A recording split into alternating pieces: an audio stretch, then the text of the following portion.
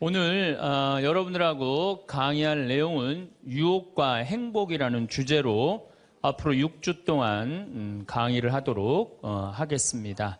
우리가 이 세상 살면서 유혹에만 안 빠지면 행복하게 살 수 있죠? 근데 우리가 이 마음 안에 천사만 있으면 좋은데 나도 몰래 여기 악마가 동거하고 있어요. 그렇죠? 내 마음 안에 천사하고 악마가 동거하고 있는 것 같지 않아요? 그런데 문제는 어느 때 천사 같으냐면은 본당 신부님한테 말할 때, 이때는 천사 같아요. 여기 자매님들 보면은. 근데 집에 와서 남편한테 말할 때는 악마로 돌변을 해. 악마로 돌변을 해. 나는 너무너무 착해. 착해갖고 우리 형님은 능력이 있어갖고 직장 생활하는데 나는 착하기만 하고 능력은 없어. 그래서 하는 생활이라고는 신앙생활밖에 안 해.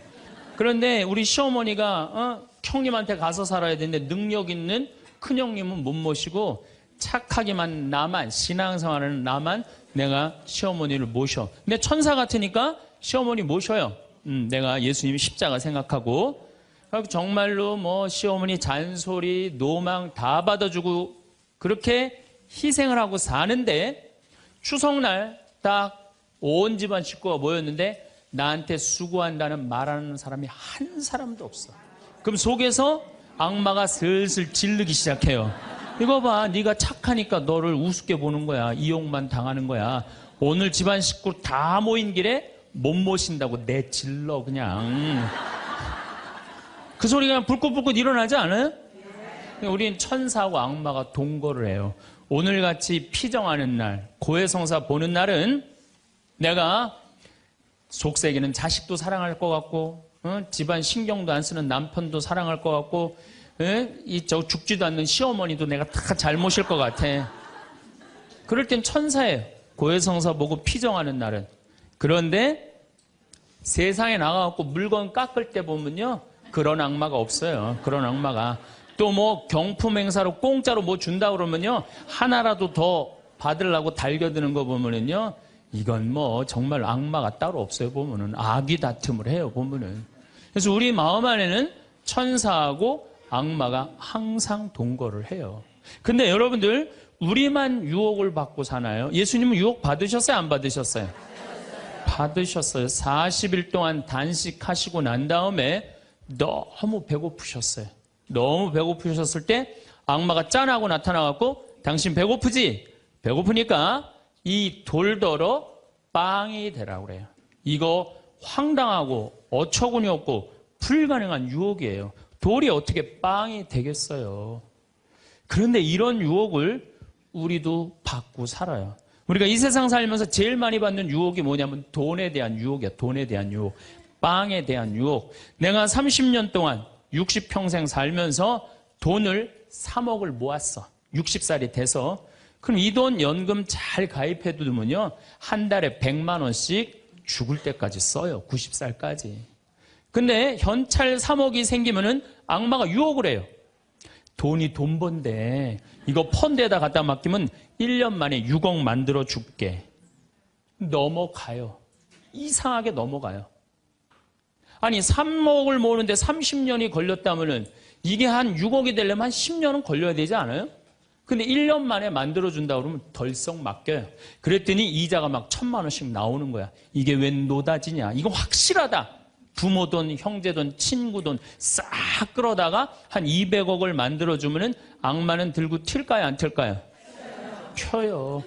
며칠 전에 450명한테 2,300억을 자기 로얄 패밀리라고 청와대, 변호사, 뭐 장관들하고 다 아는 로얄 패밀리라고 이게 놀랍게도 15일만 맡기면 20%의 이자를 준다고 꼬신 거예요. 그런데 450명이 얼마를 모아줬느냐면은 2,300억을 모아줬어요. 2,300억을. 그래갖고 그걸 들고 켰잖아요. 여러분들 1 더하기 1은 2입니다. 1 더하기 1은 절대 10이 아니에요. 근데 우리는 욕심이 있어요. 내 재산이 1 더하기 1인데 2여야 되는데 10이길 바래요.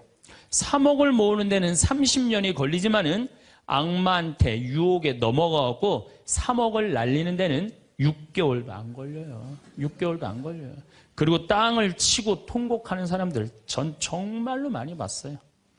대한민국 1980년대 이후부터 땅 뛰었어요. 땅값. 그렇죠? 주식 뛰었어요. 그래갖고 대한민국은 1 더하기 1은 2가 아니었고 1 더하기 1은 10이었고 1 더하기 1은 100이었어요. 어떤 사람은 1 더하기 1은 1000도 됐어요. 그러니까 온 국민이 들떠 있는 거야. 들떠 있는 거야. 나도 1 더하기 1이 뭐가 될 수 있다? 100도 될 수 있고 1000도 될 수 있다. 이런 생각을 해요. 대표적인 게 뭐냐면 다단계야. 다단계. 내가 가정방문 다녀보면은요, 집에 샴푸 잔뜩 있는지 많아요.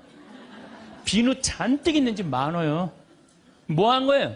다 다단계예요. 어떻게 다단계? 당신 2사람만 데리고 와. 그러면 이 2사람이 또 데리고 와갖고 나중에 이거 전부 다 가지를 쳐갖고 나중에 떼돈 벌어. 그런데 다단계 하는 사람의 90%가 다 손해보고 나온다는 거예요.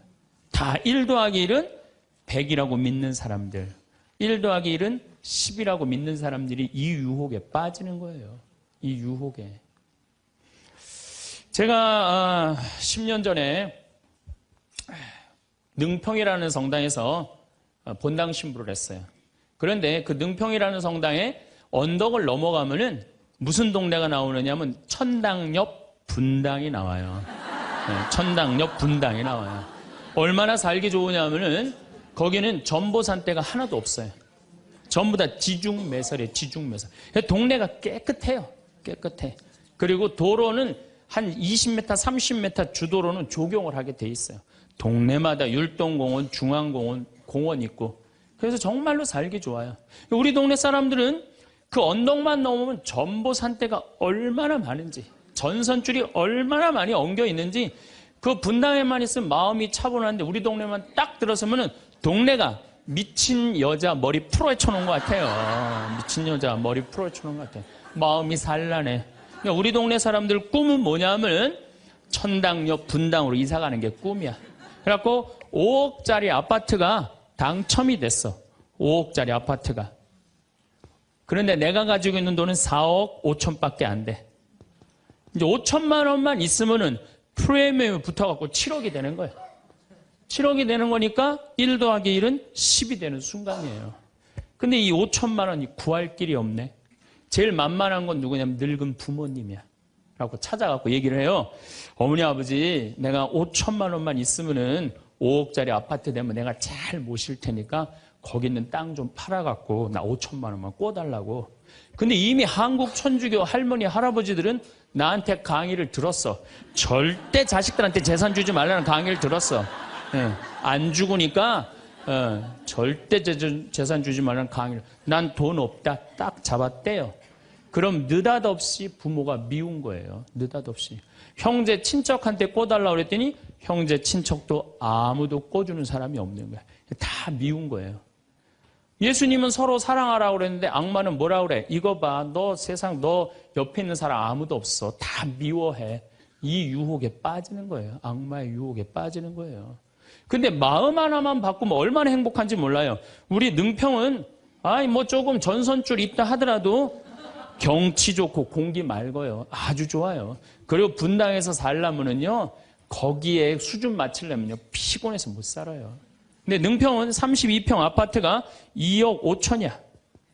2억 5천이니까, 이 2억 5천짜리 아파트 사고 얼마가 남아요? 2억이 남아요. 이거 갖고 맛있는 것도 사 먹고, 여행도 다니고, 어려운 사람도 도와주고, 얼마나 좋아요. 근데 우리 인간은 이걸 못해요. 내가 가만히 보면은요, 9개 가진 사람은 10개를 채우려고 이 하나만 더 모으면 10개가 돼. 9개 쓸 생각을 못하고 이거 10개 채운다고 하나 모으다가 죽는 사람들 많이 봤어요, 나. 99개 가진 사람은 100개 채우려고 어떻게? 이 하나를 더 모으려고 99개 쓰지도 못하고 죽는 사람들 많이 봤어요, 저는. 여러분들은 어떠세요? 재산이라는 게 뭔지 아세요? 여러분들 재산이라는 건요, 내가 쓴 것만 내 재산이에요. 내가 쓴 것만. 내가 안 쓴 건 내 재산 아니에요. 다시 말해서 내가 100억을 모으기 위해서 나 그지같이 70평생을 살았어. 이 사람은 거지로 산 거예요. 이 사람 거지로 산 거예요. 네. 그런데 내가 모은 거 갖고 정말로 알뜰하게 뭐 여행도 다니고 맛있는 것도 먹으러 다니고 뭐 즐겁게 살았어. 이 사람은 재산 제대로 쓴 사람이에요. 그 다음에 죽을 때 그래도 이 종교기관에 기부나 하고 이런다면은 다행인 사람이에요. 근데 그냥 재산 그냥 이 100억을 주체를 못하는 사람들, 그러다가 죽는 사람들, 루카복음 12장에요. 부자가요, 엄청난 풍년을 맞이해요. 이거 나눌 생각을 안 하고 자기를 위해서 창고를 크게 줘요. 그리고 영혼한테 얘기해. 너 이제 편안하게 살아라. 그러니까 하느님이 뭐라 그래요? 이 어리석은 자야. 오늘 밤이 네 영혼이 떠나는 날이다. 너한테는 그렇게 잘 쓰면서 하느님한테 인색한 자의 끝이 이렇다. 재물을 어디다 쌓아둬라? 하늘에 쌓아둬라. 제가 제일 열받을 때가 언제냐면은 97년, 98년 IMF 터졌을 때. 이때 막 우리 교우들 20억, 30억 막 날렸어요. 그래서 술이 그냥 떡이 돼갖고 와서 나한테 뭐라 그러냐면, 신부님, 이렇게 허무하게 날아갈 줄 알았으면 신축금이라도 많이 낼 걸 그랬다. 제일 열받을 때. 그럴 줄 알았으면 미리 해지. 왜 날리고 와서 나한테 그래. 열심히 산 사람들이 실패하고 울면은 동정이 가는데요. 땅 투기하다가, 주식 투자하다가, 노름하다가, 이거 재산 날리고 와서 눈물 흘리고, 자기 고통스럽다고 얘기하는 사람한테는요, 동정이 안 가요. 열심히 살다가 실패한 사람한테는 정말로 동정이 가는데, 주식 투자하다 돈 다 날리는 사람들 동정이 안 가요. 여러분들, 주식 투자를 하려면은요, 재산 우리 95% 투자자들이 다 실패해요. 왜 그런 줄 아세요? 1년 만에 샀다 팔았다 그래요. 워렌 버핏이라는 사람은 미국 최고의 부자예요. 지금 60년 동안 거의 주식을 했는데 610억 달러를 벌었어요. 주식으로만. 근데 그 사람은 한번 주식을 사면은 최소한 5년, 10년, 20년까지 그냥 쥐고 있는 거예요. 그러니까 돈을 버는 거야. 근데 우리는 그냥 얼마 전에 잠깐 무슨 경제 뭐 방송을 보니까 3개월 만에 15% 내는 수익 방법. 그런 건 없어요. 1 더하기 1은 2지 1 더하기 1은 10이 절대 아니에요. 근데 우리는 그렇게 착각하고 사는 거예요. 그런 기대 속에서. 아프리카에는 원숭이 잡는 비법이 있어요. 어떻게 원숭이를 잡느냐 하면은 항아리 이렇게 만들어 놓고 주둥이, 원숭이 손이 들어갈 만한 주둥이를 만들어 놔요. 여기에다는 자갈을 잔뜩 넣어놔요. 그리고 여기다 바나나를 딱 놔요. 원숭이가 지나가다가 웬 바나나 그리고 딱 바나나를 잡아요. 잡으면은 주먹이 커지는 거야. 바나나만 놓으면은 손이 빠지는데 잡은 바나나는 놓기 싫은 거야. 그러니까 이 무거운 항아리를 들고 이놈의 바나나 왜 안 빠지냐 하루 종일 뛰어다니는 거야. 저녁에는 지쳐갖고 움직이질 못한대요. 그러면은 그 원숭이를 잡아서 먹는다는 거예요. 그런데 지금 여기 있는 여러분들 가운데서도 그 바나나를 못 놓고 계신 분들 많습니다, 지금. 네? 지금 땅을 쥐고 이러지도 못하고 저러지도 못하고 괴로워하는 사람들 많아요. 주식 사놔갖고 그냥 이러지도 못하고 저러지도 못하고 전전긍긍하는 사람들 많아요. 지금 놀 때예요. 노름에 빠져갖고 그거 원금 찾는다고 뛰어다니는 사람 지금 놓으면은 제일 행복해요. 지금 놓으면 살 수 있어요. 그런데 우리는 그거를 못하는 거예요. 그거를. 욕심을 이용하는 거예요. 악마가 우리를 왜 유혹할 수 있는 것 같아요? 우리의 욕심을 가지고 이용을 하는 거예요. 사기 치는 사람도 1 더하기 1은 100이라고 그러면서 홍보를 하죠. 유혹을 해요. 근데 1 더하기 2는 2라고 믿는 사람은 절대 유혹이 안 빠져요. 근데 1 더하기 1은 100이 되기를 바라는 사람은 그 어처구니 없는 악마의 유혹에 빠진다는 거예요. 난 말할 거 없어요. 내가 그러니까. 내가 여기 생태마을 시작할 때 15년 전에 돈이 한 푼도 없었어요. 그래갖고 우리 교구 70세 원로 신부님한테 찾아갔어요. 김창린 필립보 신부님. 여기가 필립보 생태마을이죠? 그 신부님을 찾아갔어요. 신부님, 내가 우리 교우들 앞으로 이제 주 5일째가 곧 될 텐데 우리 교우들을 쉴 수 있는 생태마을을 짓고 싶습니다. 토요일날, 일요일날 와서 피정도 하고 기도도 하고 쉴 수 있는 공간을 짓고 싶습니다.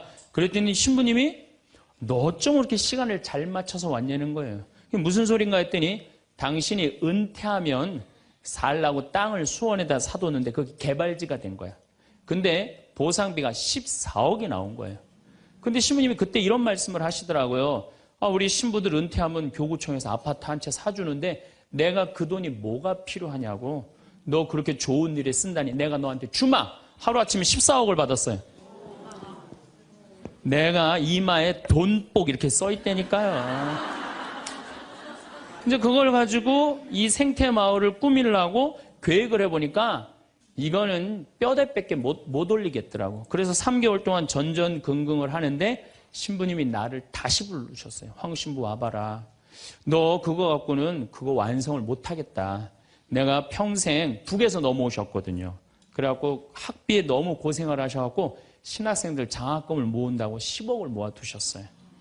그 10억도 내가 귀양 너 투자하는 거 내가 너한테 해주마. 대신 나중에 네가 장학사업은 이어서 해라. 내가 그 약속을 받고 신부님 또 10억을 또 주셨어요. 24억이 된 거야. 그랬더니 그때 그 본당 신부님이 13,000명 본당이 있었는데 교우들이 신부님이 이런 좋은 일에 한다니까 3억을 모아줬어요. 27억이 됐어. 완전히 돈벼락이 그냥 막 쏟아지는 거죠. 그랬더니 후배 신부들이 우리 수원교구 후배 신부님들이 선배 최고 원로 신부님이 이런 사업에 한다니까 동참하겠다고 3억을 또 모아주셨어요. 그래갖고 30억이 돼갖고 이 생태마을을 내가 진 거예요. 2년 만에. 어디 한번 모금 한번 안 다니고 그 신부님이 다 해주셨어요.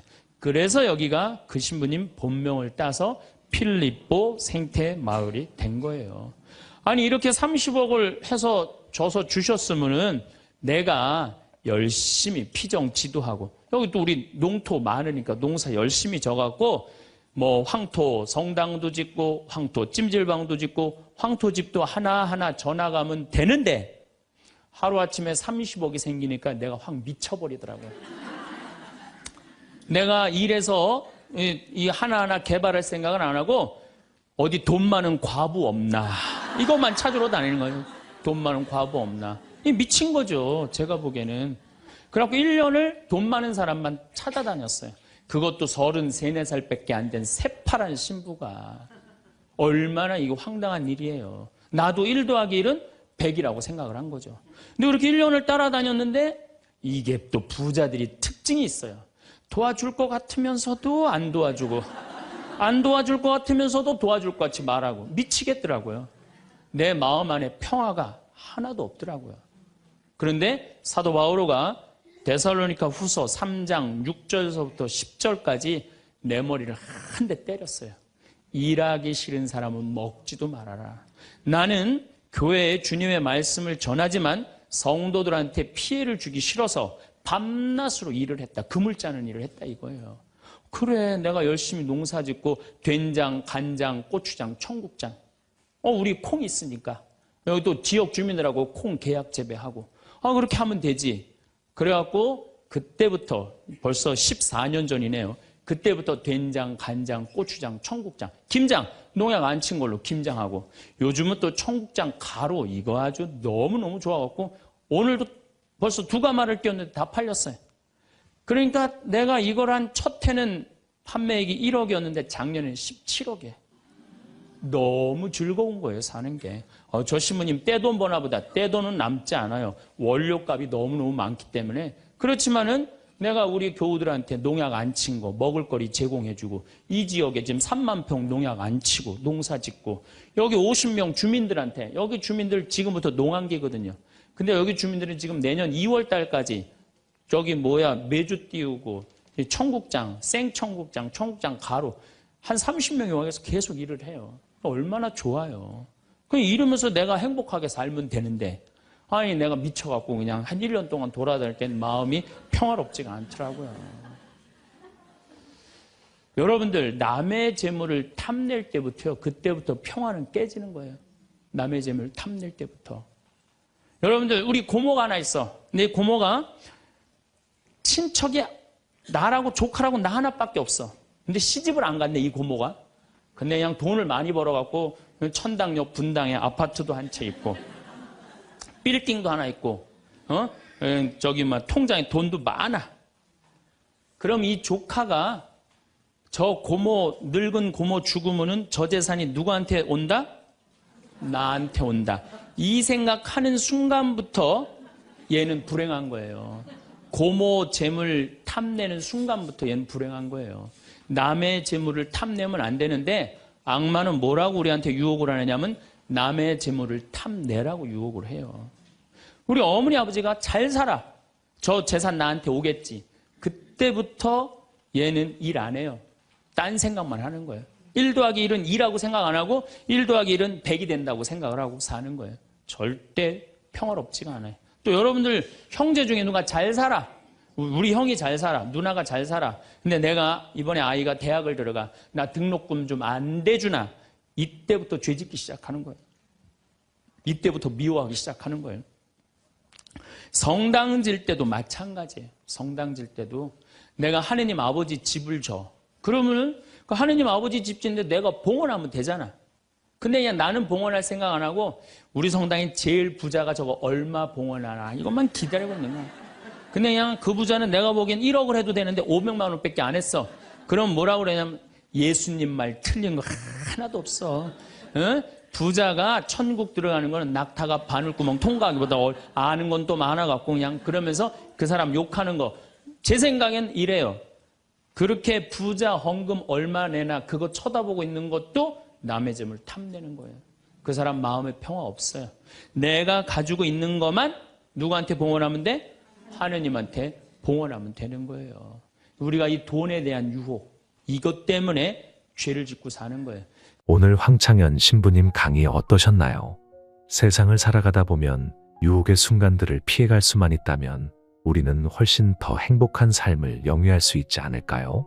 하지만 우리의 내면을 들여다보면 단순히 선한 천사만이 존재하는 것이 아니라 우리도 모르게 악마 또한 우리와 함께 공존하고 있음을 발견하게 됩니다. 마음속 깊은 곳에서 천사와 악마가 공존하고 있는 것 같은 느낌. 여러분도 가끔 받아보셨나요? 가족 중에서도 누군가는 더 많은 책임을 지고 희생하며 이에 대한 인정을 받지 못할 때 속에서 불만과 분노가 솟구치기도 합니다. 우리는 천사와 악마와의 공존을 경험하며 살아가고 심지어 예수님도 유혹을 경험하셨다는 것을 기억해야 합니다. 어찌 보면 이 세상을 살아가며 다양한 유혹에 직면하게 되는 것은 너무나 당연한 일입니다. 실제로 우리 삶에서 맞닥뜨리는 유혹 중 가장 흔한 것은 돈과 관련된 유혹입니다. 돈에 관한 유혹은 예를 들어 오랜 시간 동안 조금씩 모아온 돈을 더 빠르게 불리려는 욕심에서 시작됩니다. 많은 이들이 투자를 통해 단기간에 큰 수익을 기대하며 이러한 욕심이 그들을 잘못된 결정으로 이끌기도 합니다.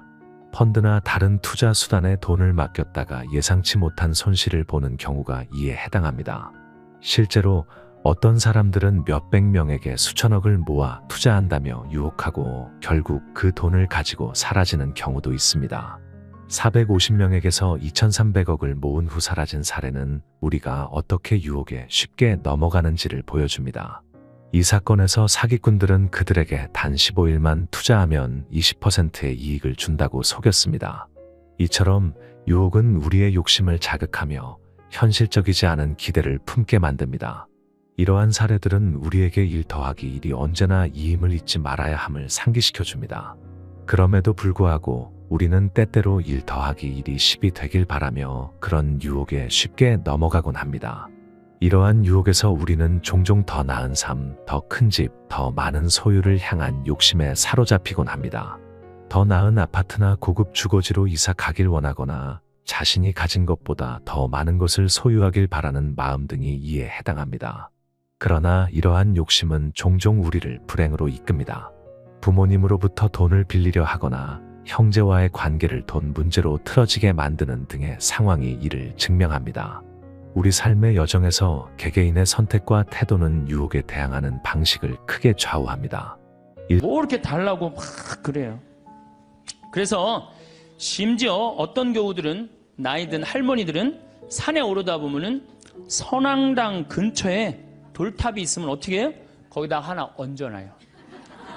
그리고 우리 손자 이번에 시험 잘 보게 해주십시오. 산에 이제 올라갔다 내려오는데 절을 지나가는데, 지나가다가 부처님이 보이면 어떻게 해요?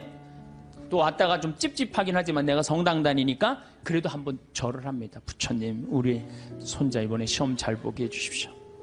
성당에 왔는데 성당 마당에 성모님이 계셔. 그럼 그냥 넙죽 절하는 거지. 우리 손자 시험 잘 보게 해주십시오. 성당 안에 들어갔더니 제대에 십자고상이 있어. 거기 또 절 한 번 해요. 감실에 또 한 번 해요. 그러니까 이 할머니 마음속에는 무슨 심성이 들어있는 거예요? 그 중에 하나만 걸려라 이거야. 그 중에 하나만 걸려서 내 손자 이번에 수학 능력 평가 시험 잘 보면 된다 이거야. 그러니까 대부분의 우리 천주교 교우들이 그걸 뭐라고 하냐면 기복신앙이라고 그래. 기도해서 복을 얻는 거예요. 기복신앙. 그래서 새해 여러분들 점집에 제일 많이 가는 종교인들이 누군지 아세요? 영상을 라디오처럼 편하게 틀어놓고 들으셔도 좋습니다. 구독과 좋아요, 알람 설정 꾹 눌러주세요. 황창현 신부님의 행복 특강 지금 바로 시작합니다. 참 예수님. 제가 여러분들하고 오늘 드릴 말씀은 성당에 왜 다니느냐, 그걸 좀 말씀을 드리고 싶어요. 많은 분들이 성당에 왜 다니십니까? 그럼 대부분들이 뭐라고 그러냐면 마음의 평화를 얻기 위해서 성당 다닌다고 그래요. 그렇죠? 많은 경우는 한 70%가 성당에 다니는 이유가 마음의 평화를 얻기 위해서 다닌다고 그럽니다. 다시 말씀드려서 세상 살기 힘들고 어려우니까 전능하신 하느님 아버지한테 좀 기대서 부족하고 비천한 내가 이 세상살이 너무 힘들으니까 좀 성당에 앉아서 좀 평화를 좀 찾고자 성당에 온다고 그래요, 대부분이. 근데 이거는 완전히 틀린 답이죠. 성당에 마음의 평화를 얻기 위해 나온 거 아니죠. 그러니까 성당에 마음의 평화를 얻기 위해 나왔는데 다녀보니까 이게 아니야. 마음의 평화가 없어. 그러니까 속으로 이런 생각을 합니다. 속으로도 말하고 바깥으로도 이런 말을 합니다. 내가 생각했던 천주교는 이게 아닌데 왜 평화가 없을까? 신부님한테 실망하고 교우들한테 실망하고 자꾸 상처를 입는단 말이야. 평화를 찾으러 왔는데 평화가 깨지고 마음 안에 갈등만 생겨. 그러니까 성당을 안 나오는 거죠. 나는 성당에 왜 나오느냐, 마음의 평화를 얻기 위해 나온다, 이건 틀린 답이에요. 이건 깜깜한 밤에 등불 없이 가는 신앙생활하고 똑같은 거예요. 마음의 평화는 본질적인 신앙생활을 잘할 때 생기는 결과물이지 처음부터 마음의 평화가 있을 수는 없는 거예요. 그래서 세례 받자마자 1년 안에 한 50% 정도 냉담합니다. 제가 이렇게 본당 신부 10년 동안 해본 경험에 의하면은 내가 기대했던 천주교는 이게 아닌데, 그리고 다 떠나가요. 그러니까 처음부터 생각을 잘못하고 성당 나온 거죠. 예수님도 루카복음 12장 51절에 내가 세상에 평화를 주러 온 줄 아느냐? 아니다. 내가 너희에게 말한다. 오히려 분열을 일으키러 왔다. 49절에는 뭐라고 그러시냐면은 나는 세상에 불을 지르러 왔다. 이 불이 타올랐으면 얼마나 좋으랴. 내가 받아야 하는 세례가 있다. 그 일이 다 이루어질 때까지 내가 얼마나 짓눌 것인가 라고 말씀을 하십니다. 이 얘기는 무슨 얘기냐면은 예수님께서 받아야 될 세례, 짓눌려야 되는 건 뭐야? 십자가의 고통에 짓눌리고 난 다음에 비로소 예수님이 제자들한테 부활하시고 난 다음에 그때 평화가 너희와 함께 있기를. 그러니까 우리가 평화를 얻는 거는 처음부터 마음의 평화를 얻기 위해서 성당 나오면 안 되고, 성당 나와갖고 갈등, 십자가, 고통 이런 게 다 지나고 난 다음에 그 다음에 얻어지는 게 뭐예요? 평화야. 근데 우리는 십자가, 고통, 갈등 그건 하나도 거치고 싶지 않고 처음부터 뭐만 얻고 싶어요? 평화만 얻고 싶어요. 그러니까 잘못 찾아온 거죠. 잘못 찾아온 거예요. 여러분들이 정말로 마음의 평화를 찾고 싶으면은 성당에 나오면 안 돼요. 성당에 나오면요, 평화가 깨져요. 많이 깨집니다. 참아야 되고 인내해야 되고 그렇죠? 그냥 이 가정 이혼을 그냥 하고 싶은데도 어떻게 돼? 성당 나가갖고 못해갖고 얼마나 괴로워요. 이게 목에 가시처럼 걸려있잖아. 예? 그러니까 성당 나오면 평화가 있는 건 아니에요. 성당 나오면 예수님 말씀대로 분열, 불이 일어나지 평화가 이루어지는 것은 절대 아닙니다. 그래서 여러분들 성당에 왜 나오십니까? 마음의 평화를 얻기 위해서. 절대 그런 생각하지 마세요. 성당 열심히 다니면 다닐수록 평화는 깨진다. 내가 하나님한테 가까이 가고 싶으면 가고 싶은 만큼 내 마음의 평화는 깨지게 돼 있어요. 그러니까 여러분들 주위에서 입교시킬 때 성당 나와봐. 마음 무지하게 편하네. 성당이 얼마나 마음이 평화로운데 이렇게 선교하는 거는 절대 하면 안 돼요. 성당 나와봐. 정말로 죽을 만큼 힘들 거야. 그 세례를 다 겪고 난 다음에 예수님이 그 십자가의 고통을 겪고 난 다음에 평화가 생겼듯이 자매도 이 세상 모든 걸 버리고 하느님의 아들로 딸로 태어나는데 시간이 걸린다. 그 전까지는 평화가 없다. 그렇게 선교를 해야지. 이건 뭐 살살 꼬시는 것도 아니고 사기치는 것도 아니고 성당 나오면 평화로워. 평화롭긴 뭐가 평화로워요. 성당 나오면 안 나가던 주일도 나가야 되고 해야 되는 묵주기도도 해야 되고 얼마나 옛날에 막 승질 부르고 그랬는데 성당 다니면 참아야 되고 평화롭지 않아요. 한국 천주교 첫 번째 교리책 천주교 요리 문답 320개 항목이 있어요. 옛날부터 성당 다녔던 분들 뭐라 그래요? 첫 1조가 사람이 무엇을 위하여 세상에 낳느냐. 그럼 뭐라 그래? 천주를 알아? 공경하고 자기 영혼의 구원을 위하여 세상에 낳느니라. 그러니까 내가 성당 나오는 이유는 하느님을 공경하기 위해서 나오는 거예요. 내 평화를 얻기 위한 게 아니라 누구를 위해서 나오는 거야? 하느님께 경배드리기 위해서 성당 나오는 거지 내 평화를 얻기 위해서 나오는 거 아니에요. 두 번째로는 내 영혼의 구원을 얻기 위한 거예요. 아, 신부님, 이 성당 나와서 하느님한테 경배드리려면 뭐하러 나옵니까? 이거 너무 하느님 중심 아닙니까? 이렇게 생각하는 유혹에 현대인들은 많이 빠져 있어요. 그렇죠? 하느님 뭘 공경하고 경배해. 내가 일단 행복해야 되는데 이런 유혹에 빠져 있어요. 근데 사실은 우리는 지금 은총 속에서 살고 있어요. 은총 속에서. 여러분들 공기가 만들어지는데 몇 년의 세월이 걸렸을 것 같아요? 40억 년의 세월이 걸렸어요.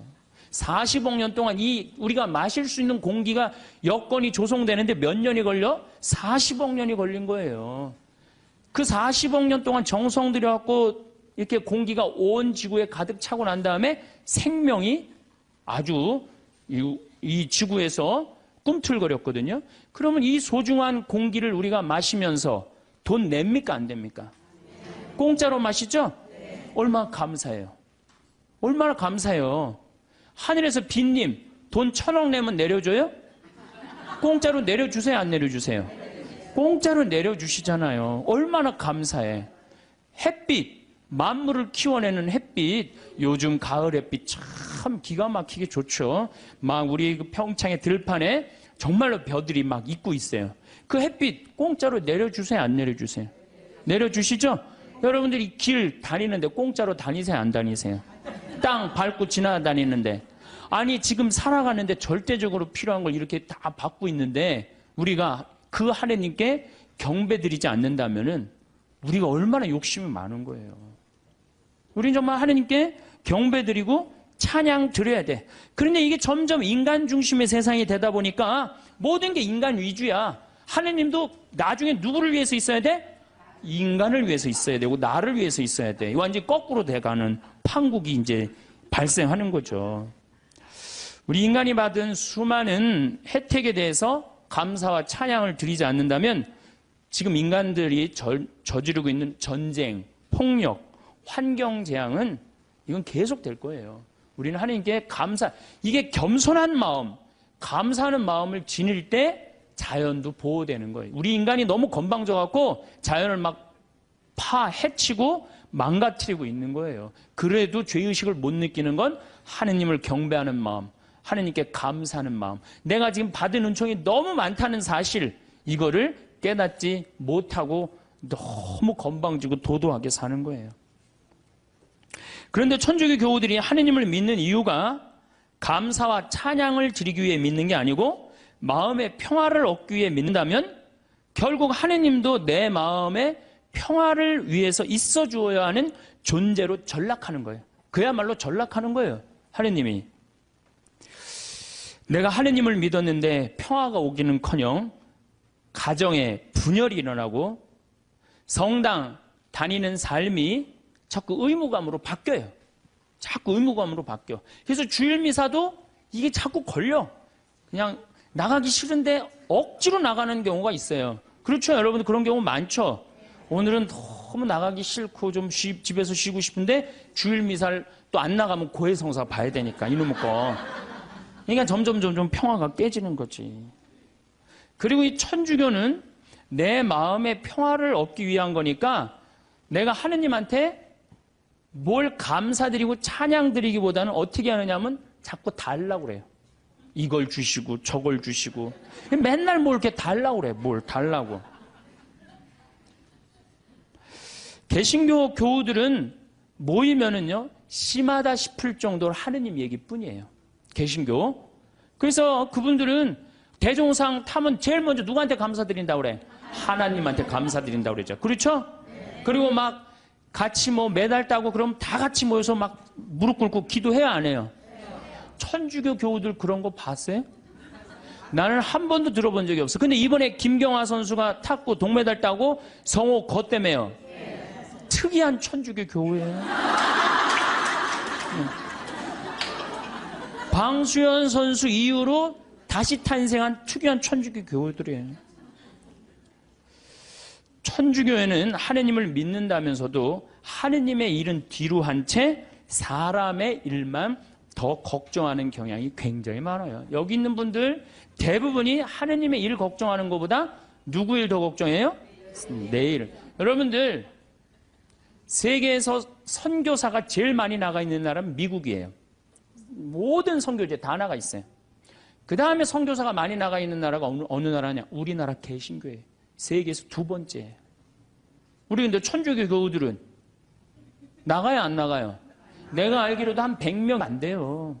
지금 외방선교회하고 또 뭐 몇몇 수도회 뭐 이런 수녀님들하고 거의 없어요. 그러니까 우리는 하느님의 일은 걱정하지 않고 무슨 일 걱정해? 사람의 일을 걱정하는 거예요. 예수님이 마태오복음에 이런 얘기를 해요. 예루살렘에 올라가시면서 내가 예루살렘에 올라가면 고난을 받을 것이다. 그리고 3일 만에 살아날 것이다. 그러니까 베드로가 뭐라 그러냐? 맙소사 주님. 그런 일은 주님께 결코 일어나지 않을 것입니다. 하니까 예수님이 이런 말씀을 하세요. 사탄아, 내게서 물러가라. 너는 나에게 걸림돌이다.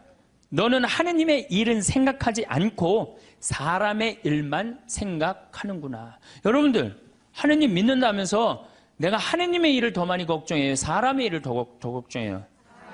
사람이 솔직해서 좋습니다.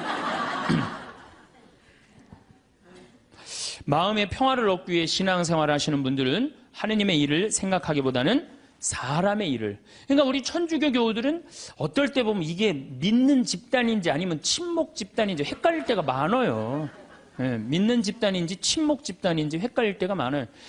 이 심지어 주일학교 애들 여름신앙학교 할 때도 보면은 아주 슬퍼요. 우리 평창에 모래내 교회가 3년 동안 왔어요. 모래내 개신교회가 3년 동안 왔는데 내가 이제 바빠갖고 전도사님을 계속 못 만났는데 3년째 내가 전도사님을 만나서 아유 우리 집에 이렇게 3년 때 오는데 어떻게 재밌으셨냐고 그랬더니 그 전도사님 하시는 말씀이 아우 우리 3일 동안 은혜 많이 받고 갑니다. 그러는 거예요. 저는 주일학교부터 여름 신앙학교 여름 캠프 20년 동안 다니면서 은혜 많이 받았다라는 생각은 한 번도 해본 적이 없어요. 우리 천주교에서 여름 캠프 갔다 오고 난 다음에 어땠니? 무지하게 재밌었어 엄마.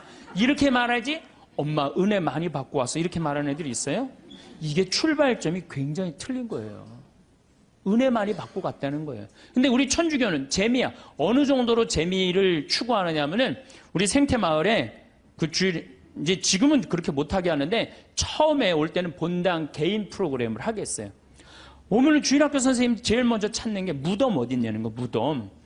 우린 무덤이 굉장히 많거든요. 뒤에. 무덤 저기 뒤에 무지하게 많다고. 왜 그러느냐고 그러니까 귀신놀이 하려고 그런다는 거예요. 귀신놀이. 담력 테스트 한다는 거예요. 아니 하느님 믿는데 왜 담력 테스트가 필요해요. 그 모래내 교회는 기도하고 찬송하고 성경 공부하고 기도하고 찬송하고 성경 공부 2박 3일 동안 그러는 거예요. 그러니까 은혜 많이 받고 갔다는 얘기가 나오지. 근데 우리는 담력 테스트, 그것도 귀신놀이. 아니 천주교 이름으로 여름 신학교 가갖고 귀신놀이 한다는 게 말이 돼요? 그러니까 애들이 6년 동안 귀신놀이를 하다 보니까 하느님하고 안 친하고 누구하고 친해? 귀신하고 친한 거야. 귀신하고. 그러니까 이게 귀신하고 너무 친하다 보니까 중학교 올라가면은 귀신하고 어깨동무하고 다 세상으로 나가는 거예요. 그래서 주일학교 1000명이면 중고등학교가 100명으로 줄어들어요. 900명은 귀신놀이를 너무 해갖고 하느님보다 귀신이 더 마음에 드는 거야. 귀신한테 꼬여갖고 나가는 거예요. 우리가 그 단순한 그거 하나만 하더라도 얼마나 하느님 얘기를 하지 않고 사느냐, 그거 느낄 수 있어요.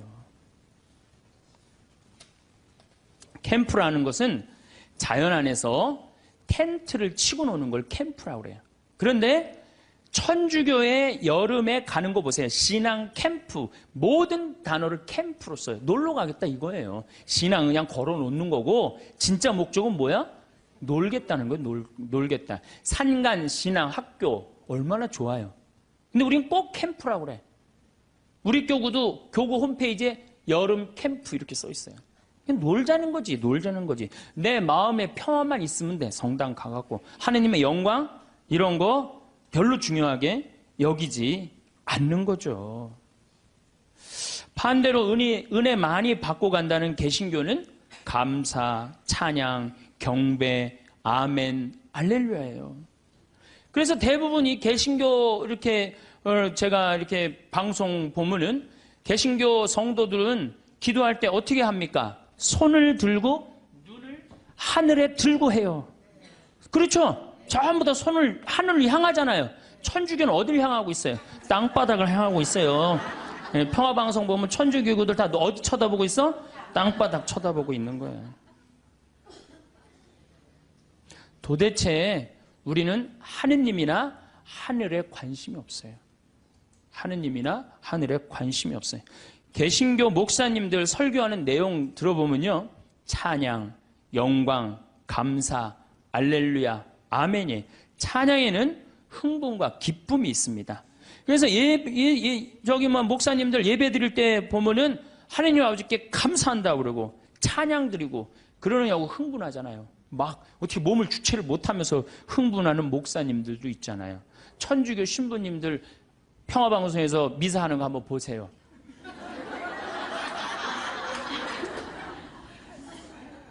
우리 천주교는 신부님부터 교우들까지 전부 우리 기본 컨셉이에요.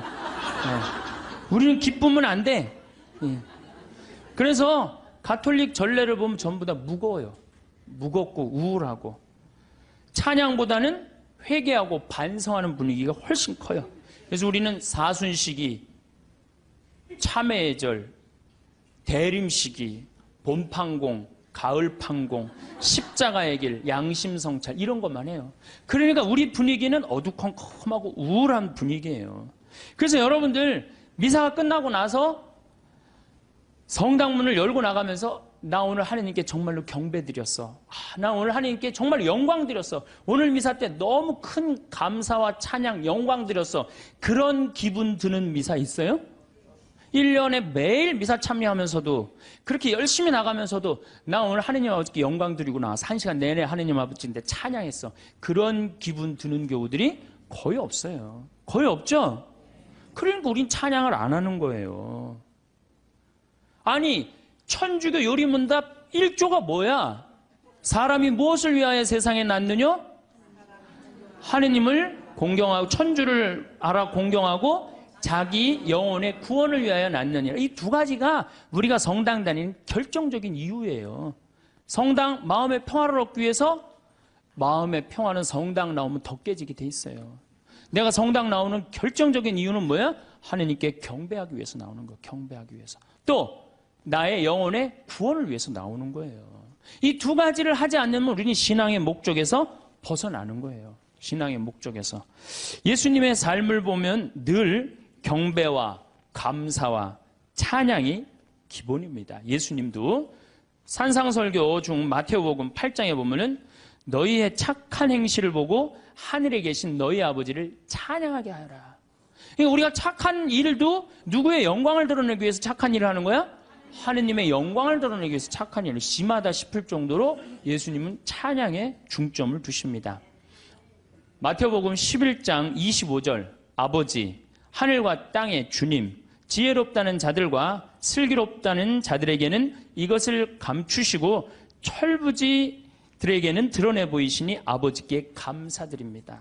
그러니까 예수님도 입만 열면 뭐야? 감사야. 입만 열면. 근데 우리는 입만 열면 뭘 그래 달라고 그래. 이미 다 주셨는데. 5천 명을 먹이실 때도 예수님은 찬미의 기도를 잊지 않으십니다. 마태복음 14장에 보면은 군중에게 풀밭에 자리를 잡으라고 지시하셨다. 그리고 빵 5개와 물고기 2마리를 손에 들고 하늘을 우러러 찬미를 드리신 다음 빵을 떼어 제자들에게 주시니 제자들이 그것을 군중에게 나누어 주었다. 어떻게? 하늘을 우러러 찬미 드렸다 그래. 여러분들 밥 먹을 때 우리 어떻게 해야 돼? 정말로 하느님 아버지 이 밥 먹게 해주셔서 감사합니다. 지금 밥 못 먹는 사람이 지구에 30억이야 30억. 근데 우리는 얼마나 감사하게 먹어요.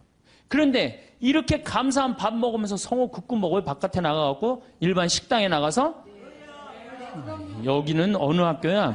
성가정, 영성, 성숙 여기 학교 학생들은 내가 보니까 대단한 것 같아. 저는요 제가 이렇게 성호 굽고 밥 먹잖아요. 한 번은 그런 적이 있어요. 신학생 때 성호를 굽고 밥을 먹는데 앞에 있는 남자야. 아마 성당 열심히 다녔던 모양이야.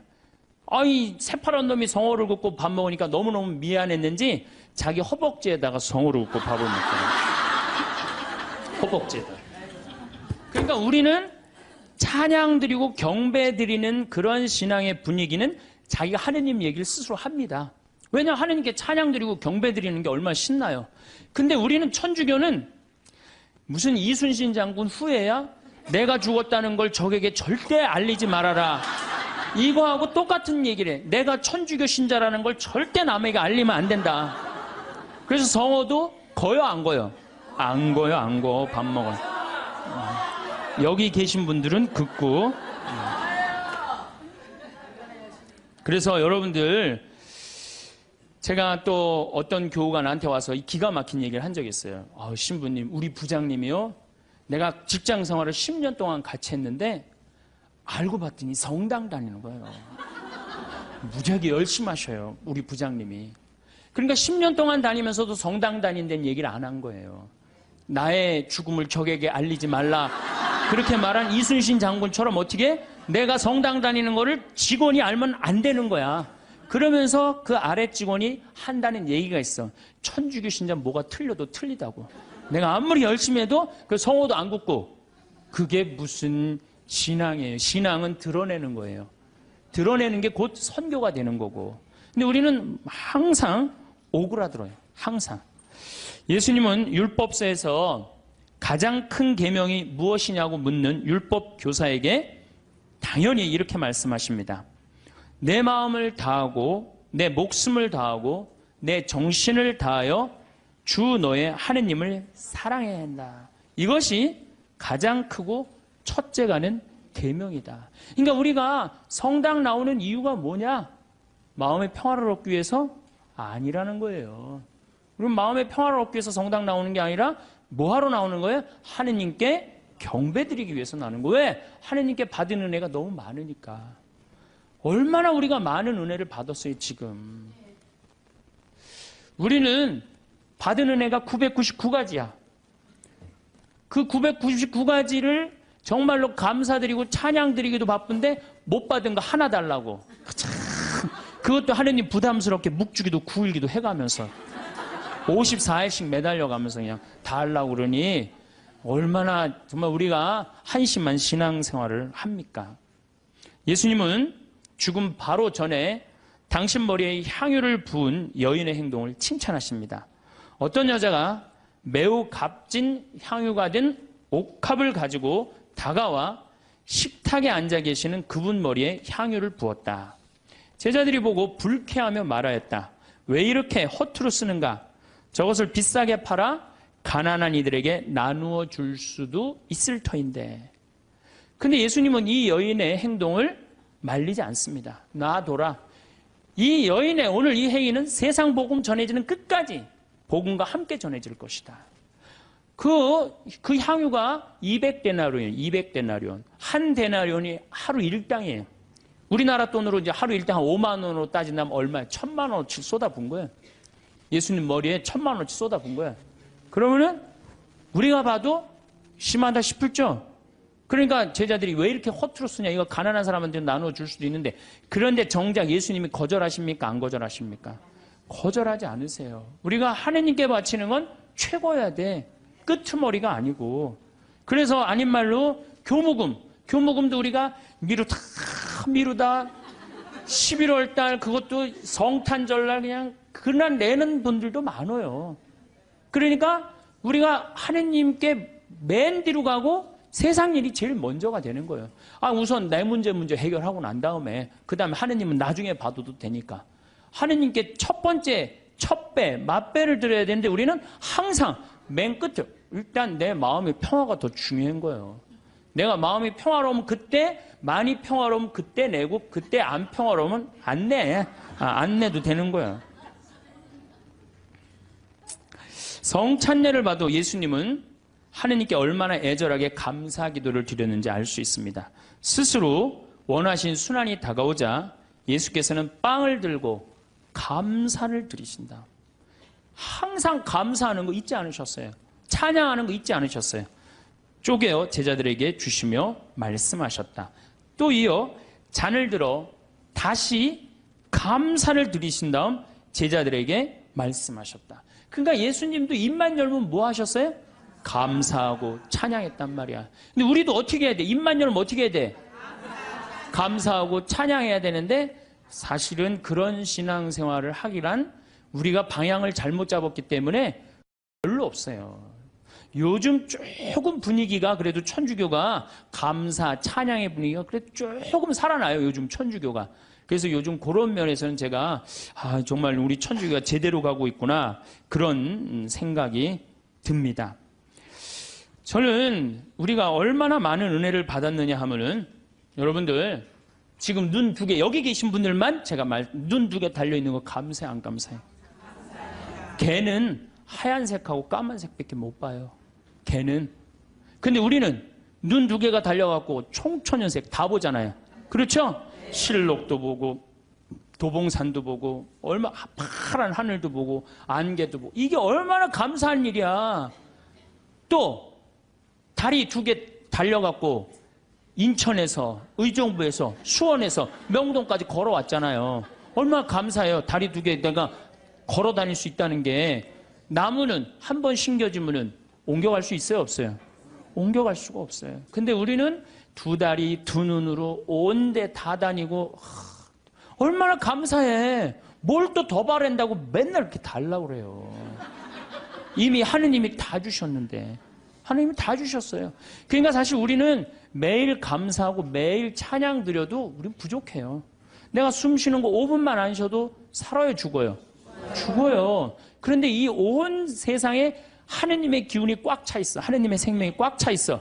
그걸 내가 지금 마시고 사는데 얼마나 은혜롭고 얼마나 감사해요. 그러니까 우리는 입만 열면 뭐 해야 돼? 제가 다른 기도는 못해도 그 기도 하나는 기가 막혀요. 감사 기도.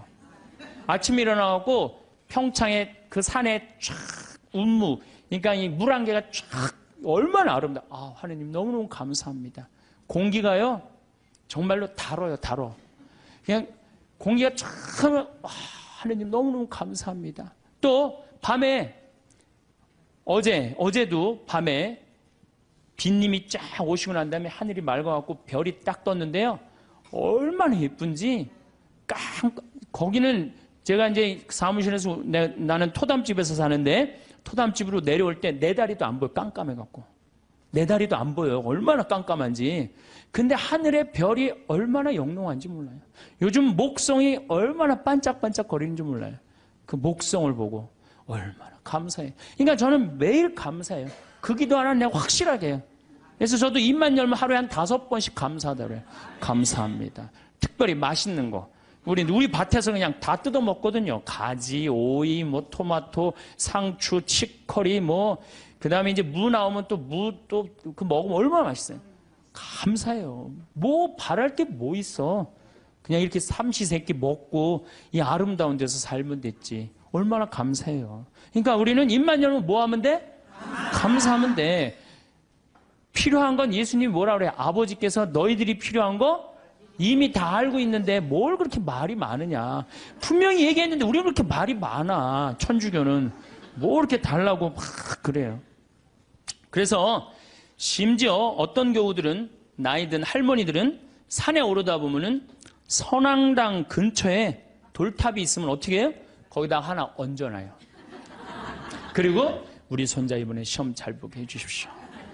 그래서 산에 이제 올라갔다 내려오는데 절을 지나가는데 지나가다가 부처님이 보이면 어떻게 해요? 또 왔다가 좀 찝찝하긴 하지만 내가 성당 다니니까 그래도 한번 절을 합니다. 부처님, 우리 손자 이번에 시험 잘 보게 해주십시오. 성당에 왔는데 성당 마당에 성모님이 계셔. 그럼 그냥 넙죽 절하는 거지. 우리 손자 시험 잘 보게 해주십시오. 성당 안에 들어갔더니 제대에 십자고상이 있어. 거기 또 절 한 번 해요. 감실에 또 한 번 해요.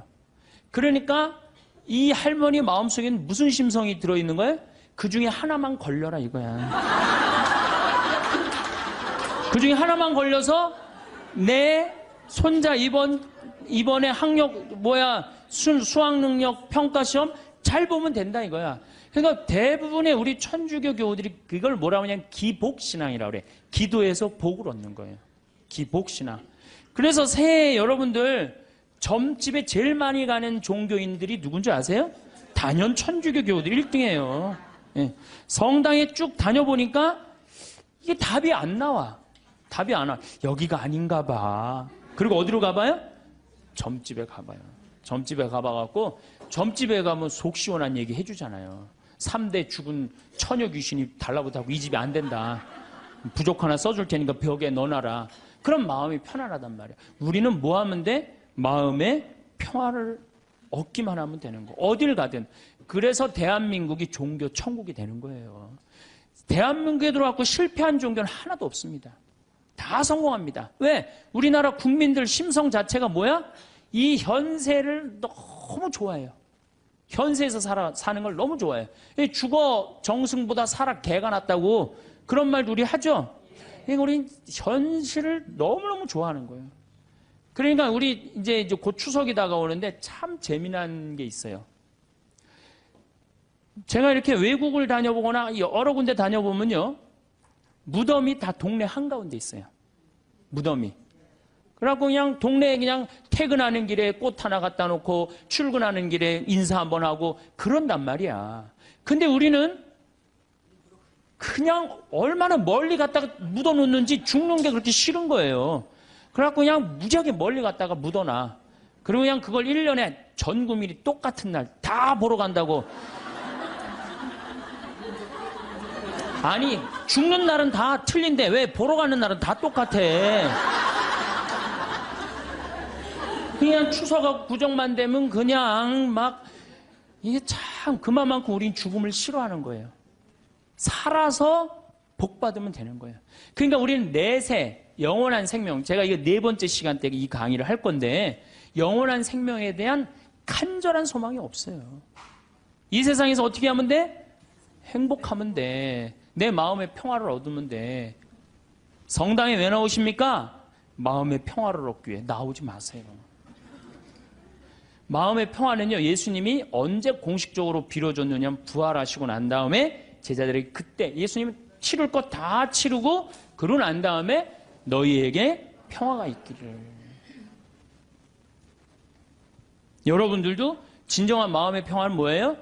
단계, 신앙의 단계, 성숙의 단계, 여기 보니까 성숙이라고 써놨는데 성숙의 단계를 다 거치고 난 다음에 어느 정도 경지에 오르고 난 다음에 그때서 흔들리지 않는 평화가 생기는 거예요.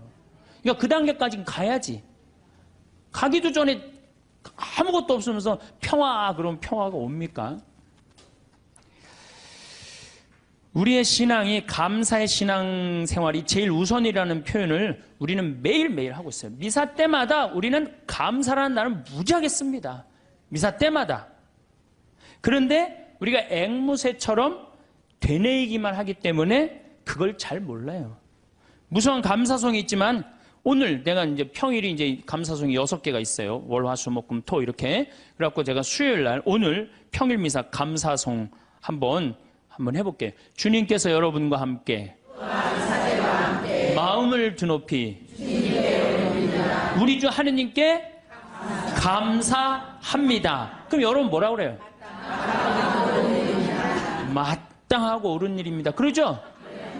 근데 정말로 그렇게 감사한 게 마땅하고 옳은 일로 했는지 그런 생각이 많이 들어요.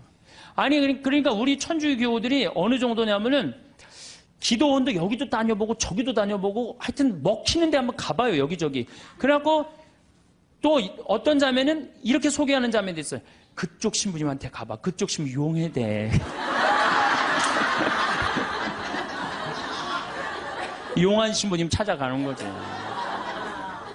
그러니까 우리가 어느 정도로, 그러니까 사실 하느님께 다가가는데 신부는 뭐예요? 그냥 중개자야, 중개자. 정말로 나는 누구를 만나면 돼? 하느님을 만나면 돼요. 근데 누가 용해다 그러고 전리 가보라 그러고 전리 가보라 그러고. 그러니까 우리 교우들이 그만큼 신앙생활을 하는데 잘못하고 있는 거죠. 잘못하고 있는 거죠. 우린 정말 하느님께 찬양드리기 위해서, 하느님께 감사드리기 위해서 여러분들 하느님 믿는 거예요. 다른 이유 하나도 없어요. 천주교 요리문답 1조가 뭐야? 사람이 무엇을 위하여 낳느냐? 천주를 알아 공경하고 자기 구원을 위하여 낳느니라. 저는 그건 맞는 얘기 같아요.